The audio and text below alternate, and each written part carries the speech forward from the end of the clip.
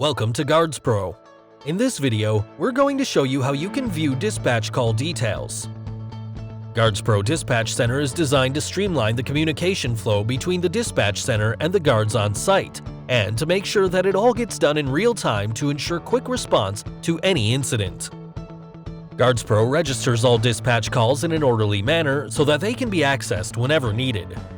First, click on the Dispatcher tab from the main menu on the dashboard to view the list of all the dispatch calls registered in the system. You can refine the list based on clients and post site from the Dispatch Ticket filter. Now, click on the ticket ID.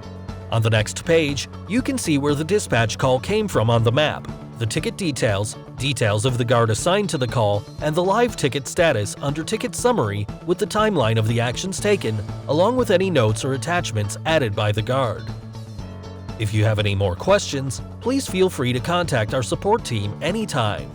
GuardsPro, #1 security patrol solution.